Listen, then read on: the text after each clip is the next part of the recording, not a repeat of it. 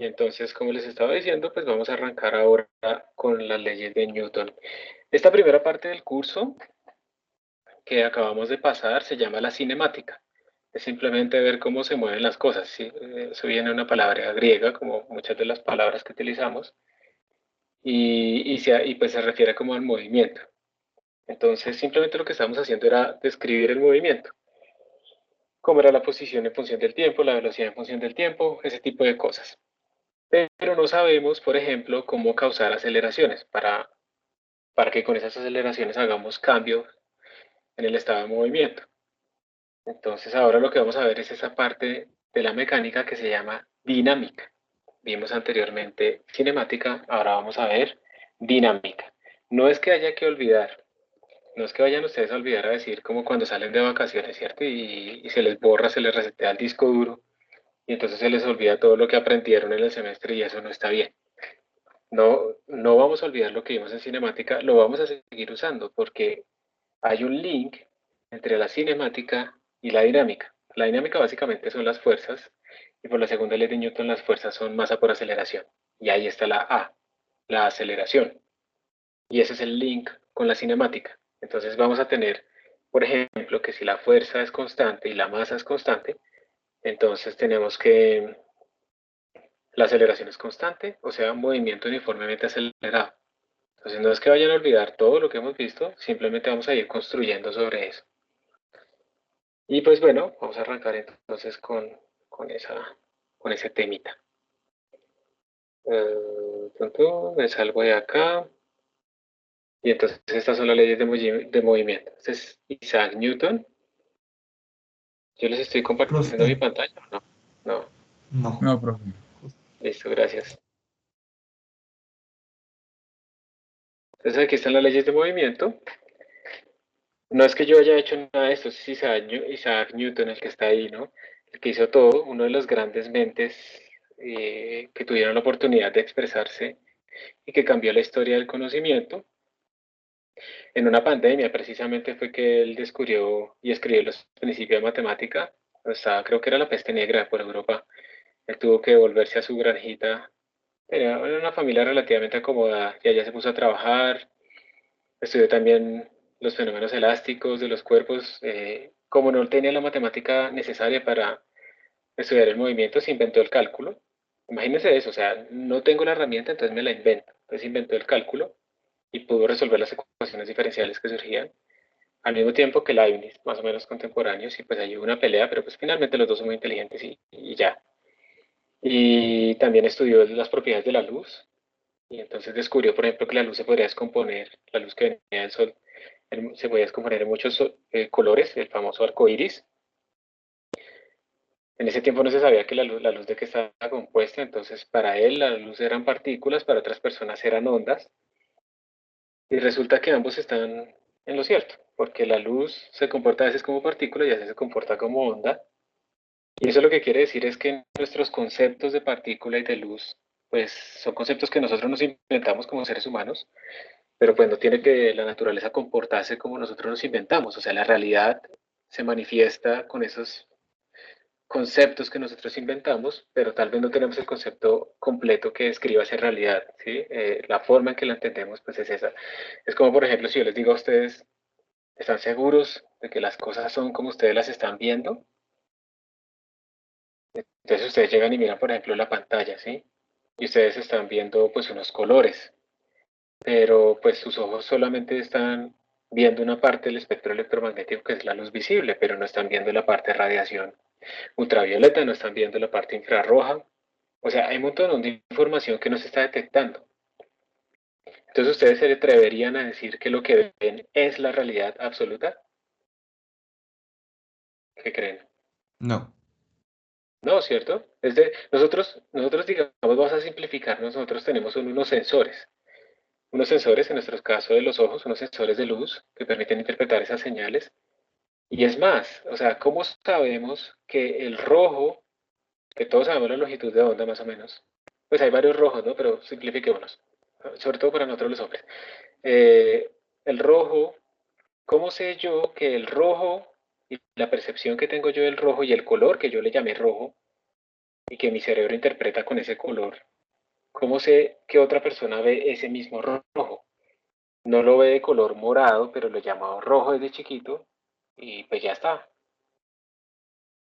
O sea, podemos estar viendo cosas diferentes. Uno sí podría demostrar que más o menos se ve lo mismo porque se ha estudiado, pues el ojo tiene unos, unos conos y unos bastones, y los conos son para ver los colores y tienen precisamente sensores a luz RGB. Por eso el código RGB de colores es tan importante, porque excita directamente lo que nosotros detectamos. No tenemos muy buena detección de los colores como azules y también como violetas, y por eso es que aparecen esas ilusiones del vestido azul, que dependiendo de la luz se ve un color y de otro, no sé qué cosas. Entonces uno nunca ve la realidad completa, ¿no?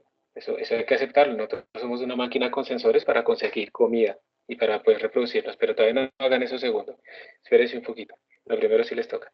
Entonces, pues digamos que él estaba estudiando eso y pues, como les digo, fue una de las grandes mentes que pudo organizar y que trabajó sobre lo que ya venía construyendo Galileo, Copérnico, etcétera. Y para nosotros, en este caso particular, pues vamos a irnos a un pedacito muy pequeñito de todos los descubrimientos que él hizo en la pandemia, que son pues las leyes de movimiento, la dinámica. ¿Qué sigue después en el curso? Nosotros lo que ya vimos es cinemática. Voy a repasar un momentico ese resumen. Entonces tenemos cinemática del punto, porque todos fueron puntos. Ahora vamos a ver la dinámica también de puntos.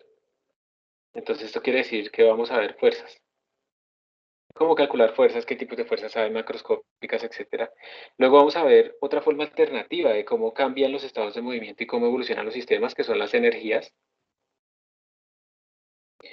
Y con eso ya hemos visto todo, porque después lo único que vamos a hacer es no movernos solamente translacionalmente, sino meter rotaciones. Por aquí aparece un pequeño tema análogo que se llama el momentum, y es que resulta que el momentum es la verdadera forma en la que se escribió la segunda ley de Newton, pero uno nunca lo aprende así. Pero ahorita yo les voy a decir qué es eso. Y ese es el curso de física mecánica. Y todo esto lo formalizó Newton.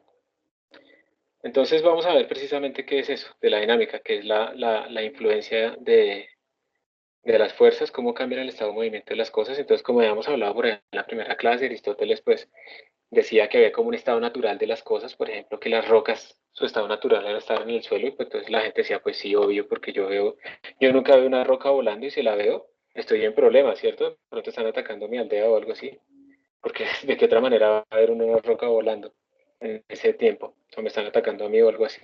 Entonces, esa es su posición natural, la posición natural pues del aire era hacia arriba, los fluidos pues tendían a moverse de cierta forma, entonces digamos que hay como unas observaciones que no iban más allá que eso, como aparentes, y de ahí se sacaban leyes, pero ya sabemos nosotros que hay que aplicar el método científico, hacer predicciones y ver si esto realmente pasa. Y uno puede encontrar, por ejemplo, que si yo tomo una pluma y una piedra y la suelto en el vacío, las dos caen a la misma aceleración y al mismo tiempo en el suelo.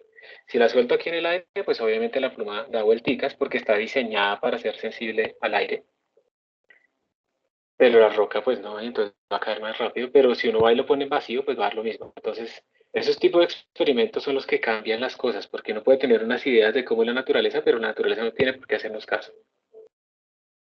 Entonces, pues viendo Galileo precisamente con el método científico, que es básicamente hagamos experimentos para testear nuestras predicciones, y las predicciones que no reproduzcan el experimento pues se descartan y tenemos que producir unas nuevas, y así es que logramos avanzar el conocimiento. La ciencia, digamos, triunfa es por eso, no porque no cometa errores, porque comete muchos, pero como uno puede estar haciendo experimentos para eliminar las hipótesis erradas, entonces hace que en algún momento haya un avance en la ciencia porque se conoce algo que sí funciona. Pero eso viene después de muchos errores. Entonces eso fue lo que hizo Galileo. Y pues después viene Isaac Newton, ahí está más pintoso, eh, con sus experimentos, y entonces él construyó, a partir de todo ese conocimiento que venía de toda su formalización, pues pudo generar todas estas leyes. No solo leyes de movimiento, también él descubrió la ley de gravitación universal. Y como les decía en ese tiempo, imagínense ustedes por allá en la Edad Media poder describir cómo se mueve la Luna alrededor de la Tierra alrededor del Sol. O sea, es una conexión cósmica muy profunda, muy poderosa. Y eso funciona muy bien hasta que uno empieza a moverse muy rápido o hasta que se va a cosas muy pequeñas. Entonces, en cosas muy pequeñas aparece la mecánica cuántica, Porque ahí lo de Newton ya no funciona muy bien. O cuando las cosas son muy masivas o uno se mueve muy rápido, la teoría de Newton ya no funciona muy bien. Entonces, de nuevo, no es que sea perfecto, es una aproximación a la realidad y entonces cuando uno ya se mueve muy rápido tiene que aplicar relatividad, pero la relatividad de Einstein, ¿sí? Y así poco a poco nos vamos acercando como a la realidad asintóticamente, quién sabe si alguna vez alcancemos pues el conocimiento de cómo es la realidad de verdad, pero en el rango de velocidades que vamos a estar nosotros y de tamaños, pues funciona perfecto la teoría de Newton. Aquí hay un video, esto no se me vuelve, pierdo como el enlace acá, pero ustedes que tienen el PDF sí lo pueden dar clic. Y hay un experimento precisamente en donde lanzan una pelota de bolos y una pluma en el vacío, en una cámara gigantesca que se puede hacer el vacío, y ahí se observa que caen al mismo tiempo las dos. ¿Listo? Entonces ahí viene, como les digo, en la dinámica, el concepto de fuerza. ¿Qué es una fuerza? Es lo que causa el movimiento.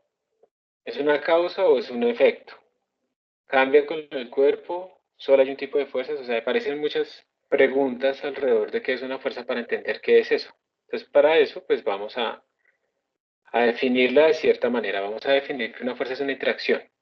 Yo digo que hay una fuerza entre dos cuerpos, pues cuando ellos dos están interaccionando de manera tal que si solo hay una fuerza, pues hay un cambio de movimiento en uno de los cuerpos.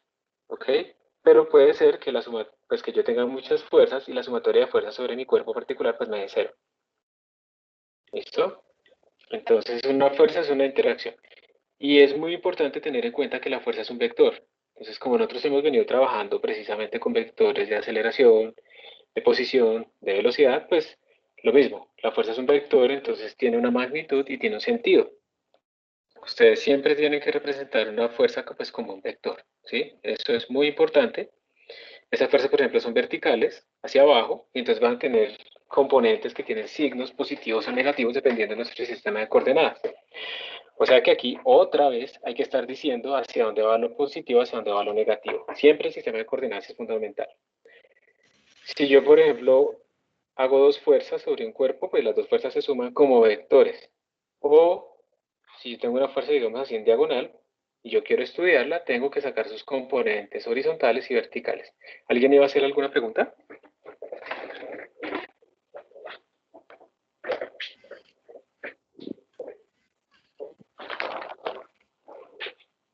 ¿No? Bueno, entonces esas son las fuerzas. Entonces, recordemos que las fuerzas son vectores y como tal, si yo quiero calcular la fuerza total sobre un cuerpo, pues tengo que sumar los vectores como la suma de vectores. Lo hago por componentes, se lo hago gráficamente. Recordemos que cuando sumo gráficamente dos vectores, pongo un vector, la cola de un vector en la punta del otro vector. Y entonces así puedo irlo sumando gráficamente. Entonces, por ejemplo, aquí a ustedes se les dan 6 figuras donde hay dos fuerzas, F1 y F2. Y se les pregunta cuál de todas esas figuras, pueden ser varias o puede ser ninguna, cuál de todas esas figuras representa correctamente la fuerza total sobre un cuerpo. O sea, cuál de esas figuras representa realmente la suma de esos dos vectores. Piénselo y me dice.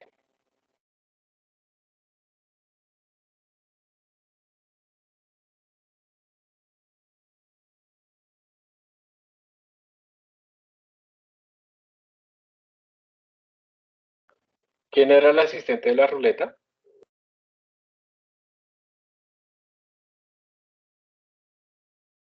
Yo, profe. ¿Y la tienes por ahí? ¿O ya Sí, se te profe, perdió? la tengo ahí en la mano, profe. Ah, bueno, ¿me puedes hacer un favor? ¿Puedes girar la ruleta?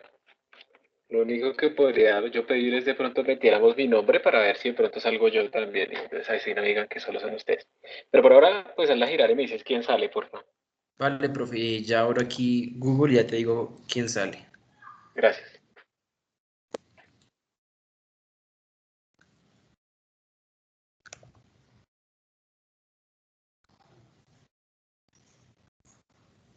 Me está cargando, profe. Ya. Tranquilo. Y,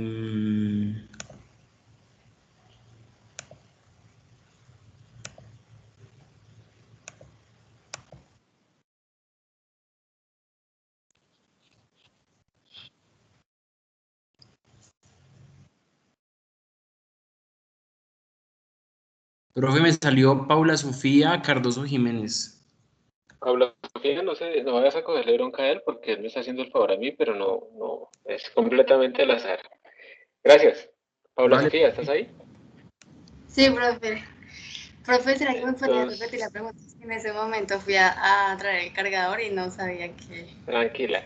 Simplemente acá tenemos dos fuerzas, F1 y F2, que queremos sumarlas para calcular la fuerza total. O sea, vamos a sumar los vectores. Pues la pregunta es, ¿cuál de esas opciones representa correctamente la suma de las dos fuerzas? Que tú puedas decir, está sumándose bien, ahí está la fuerza neta.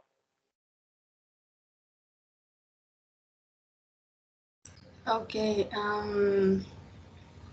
yo creería que es la A, podría ser.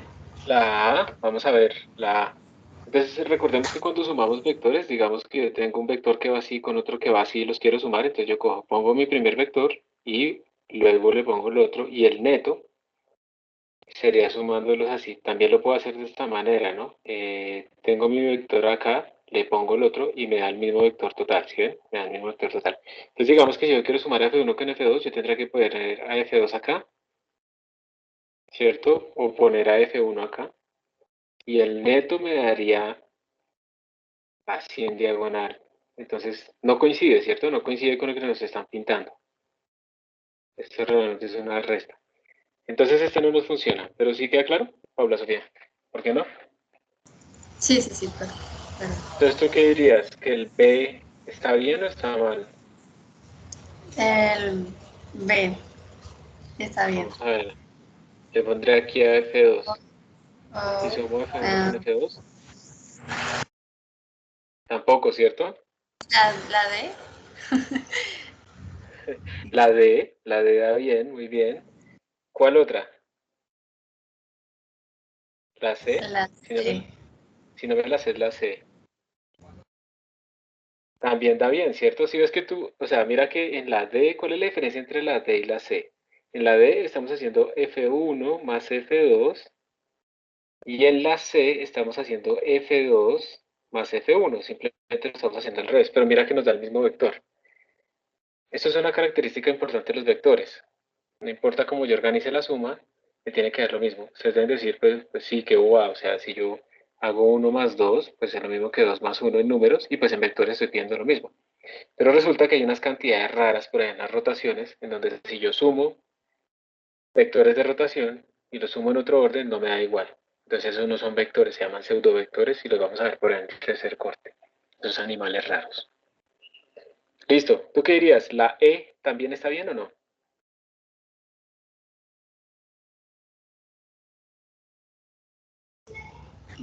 La E, Compara simplemente el vector E, final. eh, po- Da igual, podría ¿cierto? ser, sí. O sea, mira que el vector final te dio igual. Entonces también está bien, simplemente es otra forma de dibujarlo.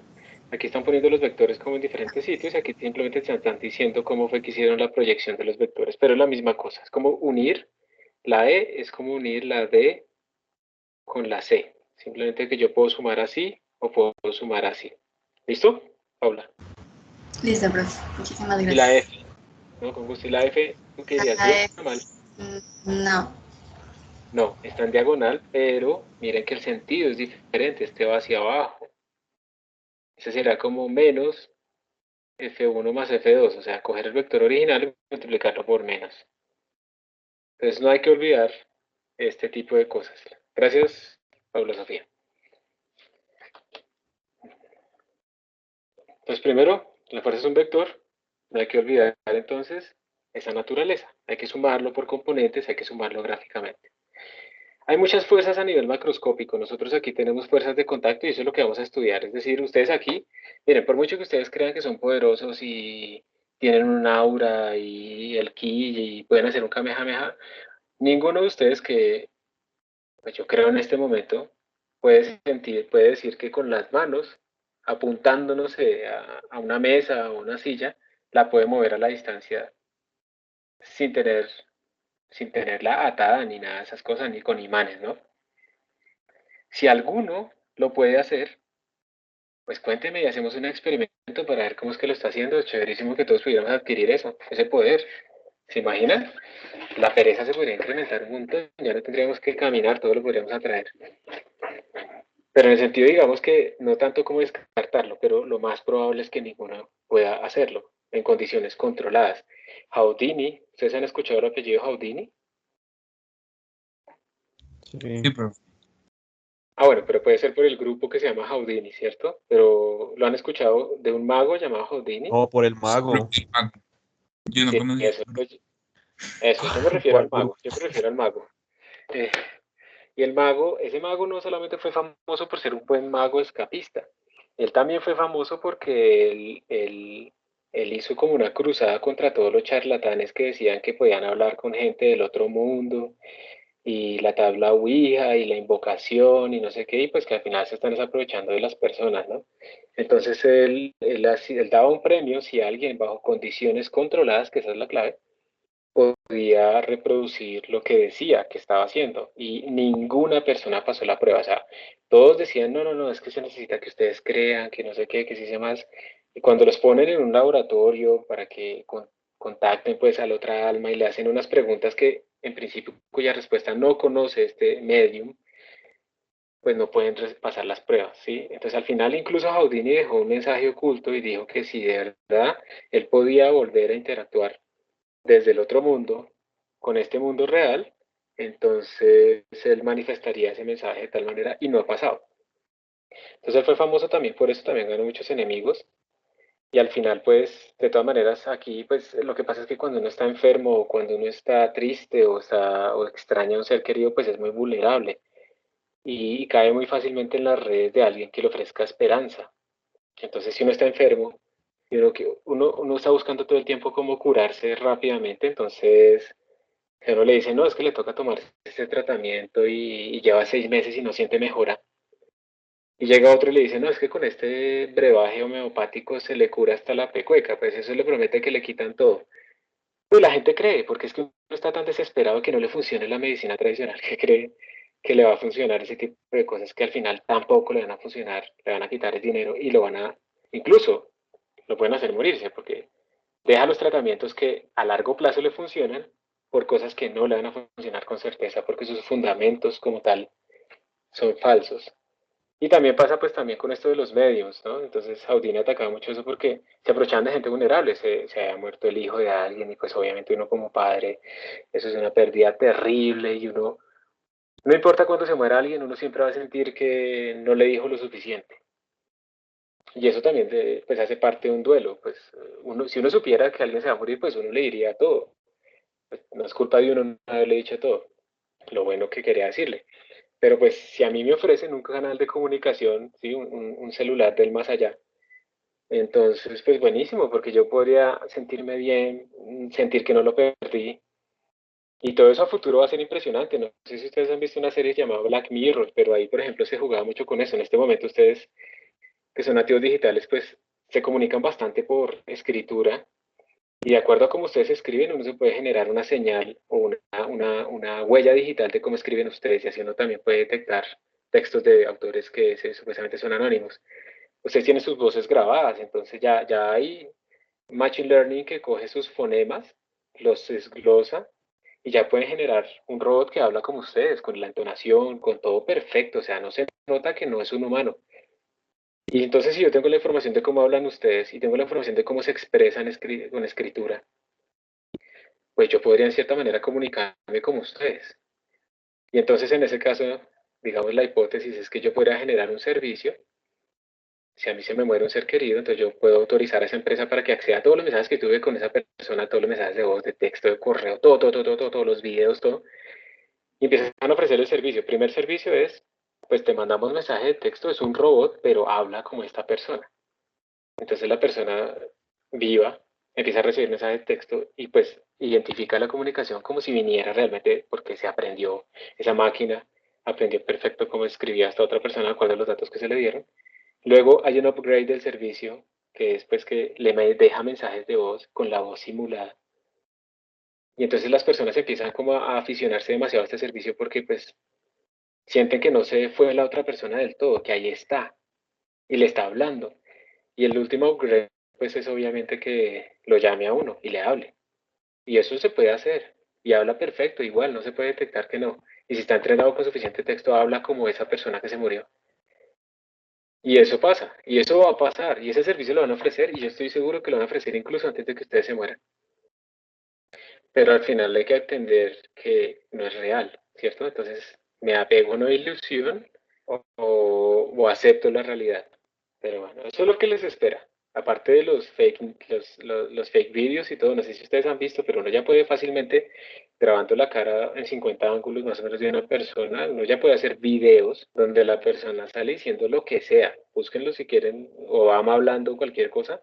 Salen videos perfectos de la persona sale diciendo cualquier cosa. Entonces ya ni siquiera se puede creer en los videos. Me salí un poco del tema, pero es que me parece interesante que ustedes vean hacia dónde va la tecnología también. Y es chévere también pensar en eso. Entonces, nadie aquí puede hacer telepatía. Sería súper útil, pero nadie aquí lo puede hacer. Estamos acostumbrados a que todas las fuerzas son de contacto, no de distancia. Entonces, si yo quiero estirar este resorte, pues tengo que jalarlo, o sea, tengo que cogerlo y jalarlo. No lo puedo estirar solo queriendo, con el poder del corazón. No se puede. Tengo que cogerlo y jalarlo. Si quiero arrastrar este carrito para llevar a la niña, tengo que tener una fuerza de contacto, generar una tensión ahí. Si quiero patear este balón, pues tengo que pegarle, o sea, no hay otra forma. Resulta que cuando las vamos a la parte microscópica, esto es FEM, para los que tengan la fortuna de ver electricidad y magnetismo, resulta que cuando uno ya se va a la parte más pequeña, descubre, por ejemplo, que en las cargas ellas realmente no se tocan, necesariamente. Resulta que sí hay algo que actúa en la distancia. O sea que eso sí pasa. Pero eso, pues aquí se llama el campo eléctrico, aquí se llama el campo gravitacional y aquí se llama el campo magnético. O sea que sí existen, realmente sí existen cosas que actúan en la distancia, pero nosotros no las producimos. Ustedes tienen un cierto campo magnético y eso porque tienen corrientes, porque ustedes tienen electrones moviéndose y todo eso, pero no es suficientemente fuerte, ¿sí? Eso del aura y que, ay, que sí, que eso no tiene nada que ver con el magnetismo, ni nada de esas cosas, ese cuentico que sale que polos opuestos se atraen, no sé, eso es puro cuento. Pero en todo caso sí existen perturbaciones que actúan con la distancia, se llaman los campos y eso lo van a ver en el especial magnetismo. Nosotros acá no vamos a ver eso, entonces vamos a hablar principalmente de fuerzas de contacto, ¿está bien? Eso es a lo que nos vamos a reducir nosotros. Porque de hecho al final cuando uno se pone a estudiar las fuerzas, todas vienen de cuatro fuerzas fundamentales, realmente eso es lo que existe. Hay una que es la gravitatoria, que es la que tiene que ver con la atracción de masas. Entonces, a veces mi hijo me corcha, o sea, lo vamos a acostar en las noches y llega y me dice, papi, tengo una pregunta, ¿cómo se mantiene el sol? O sea, ¿por qué el sol no se cae? ¿Y cómo le responde uno eso a él sin entrar en todos los detalles, de que realmente se están moviendo las cosas, que el espacio, que no sé qué? Bueno, toca tratar de simplificar al máximo eso. Entonces, después la pregunta que sigue es ¿cómo se mantienen las galaxias? ¿Cómo se mantiene el universo? ¿Listo? Bueno, es complicado responder eso bien, pero la fuerza gravitatoria es la que ocupa pues que las masas se atraigan. Por eso es que ustedes se caen. Por eso es que nuestros cuerpos tienden a ir hacia el centro de, de la Tierra, porque nos sentimos atraídos nuestro centro de masa al centro de masa de la Tierra. Por eso la Tierra gira alrededor del Sol, realmente está tratando de caer hacia el Sol, pero como se está moviendo en una órbita también, pues contrarresta esa caída y no se cae. Por eso también es que podemos hacer ingravidez, etcétera. Por eso es que el agua, las mareas, ¿ustedes saben cuál es el origen de las mareas? De que el agua se sube y se baja en las costas. ¿Alguien sabe? La luna, ¿no? La atracción gravitacional de la luna. La atracción gravitacional de la luna, exactamente. La luna atrae el agua y eso es lo que hace precisamente que existan las mareas. Y la luna además estabilizó muchísimo digamos, la órbita de la Tierra sobre sí misma y eso generó que nosotros tuviéramos un clima relativamente predecible y eso favoreció la vida. Y por eso la luna también está atada gravitacionalmente a la Tierra y por eso siempre le damos la misma cara. Eso es cuando se habla que hay un tidal locking. Entonces la luna es la que causa las mareas por atracción gravitacional. El agua se siente atraída hacia la luna. Nosotros somos tenemos muy poca masa Entonces, la fuerza que hace la Tierra sobre nosotros pues, es mucho más grande que la que hace la Luna. Entonces, sentimos más atracción hacia la Tierra que hacia la Luna. ¿Listo? Pues, pero resulta que esa es la fuerza gravitatoria la que experimentamos. Si nos caemos nos duele, pero resulta que la fuerza gravitatoria que tiene alcance infinito es la más débil de todas. Para nosotros es la más importante, pero entre el gran esquema de las fuerzas es la más débil. Luego viene otra fuerza, que es la fuerza electromagnética. Esa también ustedes la experimentan pues cuando ven corrientes eléctricas. Cuando ustedes están viviendo, ustedes ahorita están escuchándome, están viendo la pantalla, porque resulta que hay unas señales electromagnéticas en cuanto a la luz que llegan a sus ojos, son detectadas por unas células especiales y esas células especiales transforman esa excitación, esa señal, en una señal eléctrica que llega a su cerebro y es interpretada como un color, por ejemplo, o como una forma. ¿Listo? Cuando yo hablo, su dispositivo, pues bueno, mi voz, son unas ondas mecánicas que salen de mis cuerdas vocales, de mi garganta, llega al micrófono, se convierte en una señal digital, se transporta por el ciberespacio, llega a sus dispositivos y sale por los parlantes, se vuelve otra vez una fuerza mecánica, o sea, una onda de presión en el aire, entra a sus oídos, excita y otras células que son sensibles y bueno, se descompone la onda en la cóclea y todo ese tipo de cosas y se generan de nuevo señales eléctricas. O sea, ustedes realmente son puras señales eléctricas. Cuando ustedes mueven una mano, está saliendo una señal eléctrica que se transmite por todos los nervios y le da la señal pues, a esa mano para que se mueva de cierta forma. Entonces es muy importante la electricidad, la corriente. Ustedes están viendo precisamente una pantalla encendida, funciona. Con la electricidad fue la revolución después del vapor.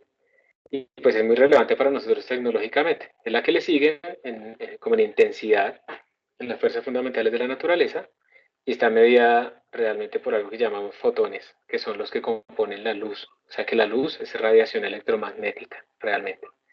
Son campos eléctricos y magnéticos.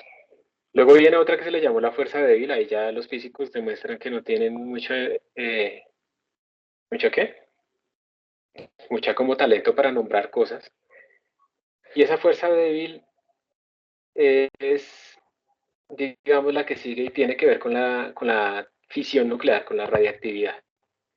Ya actúa solamente de menor alcance, ya actúa solamente como a niveles de los átomos.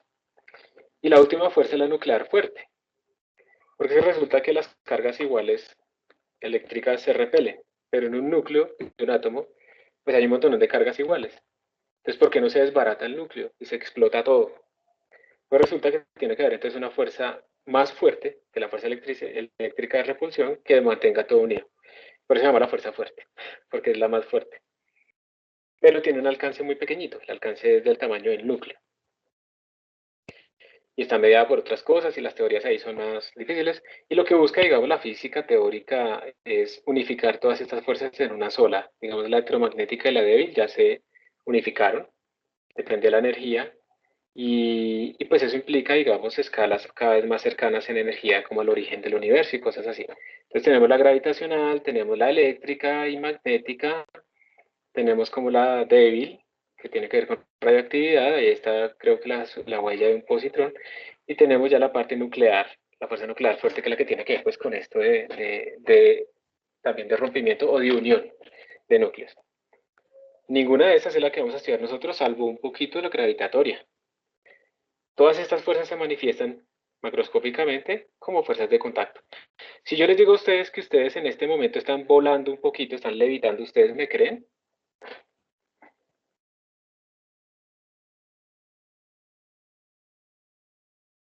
No. No, ¿cierto? Pero sí, o sea, digamos que si yo llego y veo como la capa de la silla acá, esto tiene una nube de electrones de carga negativa, y aquí está como, digamos, la cola, pero la ropa, pues, el pantalón donde ustedes están sentados, tiene una capa externa que también, pues, al final son electrones en esa zona. Las cargas iguales se repelen, o sea que ustedes no están sentados tocando. Hay una distancia aquí de equilibrio en donde la fuerza de repulsión iguala a su peso.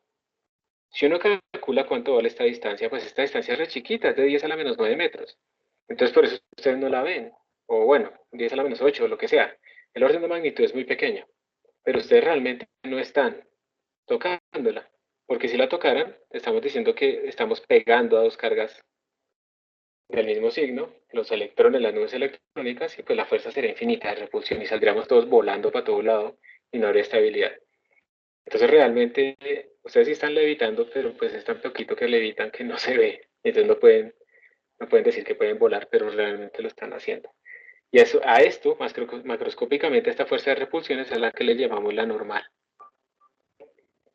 Entonces, para que vean que microscópicamente pues uno lo puede entender por fuerzas fundamentales, pero macroscópicamente uno lo describe como si fuera una fuerza de contacto, aunque realmente no haya suficiente contacto. Eso es como el punto fundamental ahí. Bueno, ya hablé de esto, de las cosas, de las magnitudes. Entonces ya restringiéndonos entonces como a la parte macroscópica, la escala humana, clásica, es decir, no vamos a hacer cuántica ni nada de esas cosas, pues estas son las tres leyes que vamos a estudiar del movimiento, las tres leyes de Newton. Ley de la inercia, la fuerza de aceleración y ley de acción y reacción. Rápidamente. Ley de la inercia. ¿Qué quiere decir ley de la inercia? Quiere decir que las cosas se siguen moviendo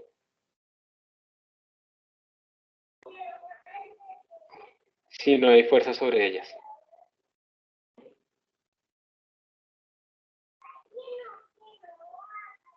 Eso es algo que va muy en contra de lo que pensaba la gente normalmente. O sea, ustedes no ven cosas que se muevan por sí solas, pero es que por todo lado hay fricción, hay rozamiento, entonces las cosas se frenan fácilmente. Pero precisamente lo que hablábamos el otro día, en este momento ustedes se están moviendo con la tierra, ¿cierto? Con el aire. Y a menos que haya una fuerza que impida ese movimiento, ustedes se van a seguir moviendo de la misma manera, y por eso al saltar no pierden esa velocidad que llevan tangencial con el borde de la tierra, y por eso pues caen como en el mismo sitio. Y no se mueven a 500 metros por segundo, cosas así que hemos calculado. Entonces la ley de la inercia dice eso, o sea, las cosas se tienden a mantener moviéndose o a estar quietas si no hay una fuerza que actúe. Entonces no pensar que el equilibrio de algo no es estar quieto, no es solamente estar quieto, es estar quieto o estar a velocidad constante. Eso es estar en equilibrio. La única forma de yo no estar en equilibrio es que actúe una fuerza sobre mí que me produzca una aceleración, o sea, que me cambie mi velocidad, o sea, que mi velocidad ya no es constante. Pero eso es estar en equilibrio, no solo es estar quieto. Muchos de los problemas que ustedes hicieron en el colegio, por ejemplo, ustedes decían sumatoria de fuerzas igual 0. Y todo el mundo pensaba que esto implica que está quieto, pero no es verdad. Puede estar quieto o puede estarse moviendo a velocidad constante, porque eso implica aceleración 0. Y masa por 0, pues da 0. Entonces, pilas, esto es lo que habla la ley de la inercia. Luego viene la fuerza de aceleración, es la relación entre fuerza y aceleración, que es la segunda ley de Newton. Fuerza como vector igual a masa por aceleración. Esto yo creo que todos ustedes lo han visto. Realmente esa es una forma especial de escribirla. Realmente Newton la escribió fue derivada del momentum respecto al tiempo, donde el momentum es un vector especialísimo, que es la masa por la velocidad. Y cuando uno la escribe de esta manera, la ley de Newton, puede meter sistemas como los cohetes en donde las masas varían. Pero como ahorita vamos a estar en sistemas en donde las masas son constantes, pues vamos a quedar con esta formulación. Entonces, Newton dice, la fuerza neta, o sea, si ustedes suman todas las fuerzas que actúan sobre un cuerpo, la suma de todo eso les da la masa por la aceleración. Esa es la segunda ley de Newton y eso es lo que vamos a utilizar ahorita para estudiar todo nuestro sistema. Y por último tenemos la ley de acción y reacción, que tiene que ver con que si hay dos cuerpos que se están haciendo fuerzas, digamos el cuerpo 1 y el cuerpo 2, la fuerza que el cuerpo 1 le hace al cuerpo 2 es igual a menos la fuerza que el cuerpo 2 le hace a 1. Ejemplo, ustedes empujan una pared. La pared les hace la misma fuerza a ustedes. ¿Listo? Lo que pasa es que la masa de la pared es tan grande comparada con la nuestra, que la aceleración de ella es muy chiquita comparada con la nuestra. Eso explica por qué, digamos, si yo me estrello contra un carro, yo como peatón estrello contra un carro, la fuerza entre los dos es la misma, pero el carro tiene más masa que yo, mucha más masa. Entonces su aceleración es menor, o sea que la aceleración mía es mucho mayor, yo soy el que sufre las consecuencias. Y esto es entre cuerpos diferentes, ¿sí? Tengo que tener dos cuerpos diferentes para que haya acción y reacción. Tengo aquí una mesa le pongo un bloque. Entonces, entre ellos acá, en la zona de contacto, tenemos dos fuerzas. Hay una fuerza que le hace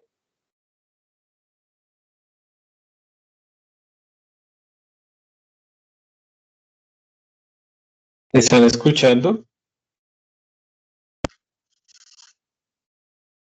Sí, profe. Sí, profe. Listo. Se me desconectó aquí el sonido. Entonces, la mesa le hace al bloque una fuerza que le llamamos fuerza normal, pero eso quiere decir que el bloque también le hace una fuerza a la mesa. Entonces, el bloque también, la mesa también va a sentir una fuerza que es la reacción de esa normal. Entonces, mira que pinté la misma N, pero en direcciones contrarias. Teniendo en cuenta todo esto que está acá, ya podemos nosotros resolver todos los problemas que vayan a ocurrir en leyes de Newton. Entonces, bueno, ahí está Newton haciendo el arco iris, que les había hablado anteriormente, las órbitas en el sistema solar. Ahí está la órbita del cometa Halley, es esa blanca. Yo no sé cuándo volverá ese cometa. Y para los que tengan ahí el PDF en las presentaciones, esto es un link a la serie Cosmos, el capítulo que habla de Isaac Newton. Se los recomiendo para que lo vean. Es muy interesante, es útil, es chévere.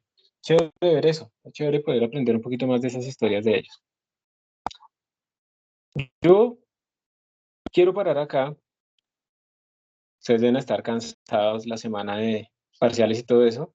Simplemente quería hacer esta introducción y ya vamos a empezar después pues a tratar cada una de las leyes, una por una, y a empezar a hacer ejemplos. Entonces, si están de acuerdo, pues paremos aquí, vayan a descansar y nada, nos vemos la próxima semana. Muchas gracias, Listo, profe. profe, gracias. Gracias, profe. Gracias, profe. Gracias, profe. Listos. Gracias. Gracias, Entonces, profe, nos vemos. Gracias, profe. que estén muy bien, con gusto. Gracias, profe. Hasta luego. Nos Gracias vemos, por su profe, atención. gracias. Gracias, profe. Gracias, profe. Hasta pronto. Profe, gracias.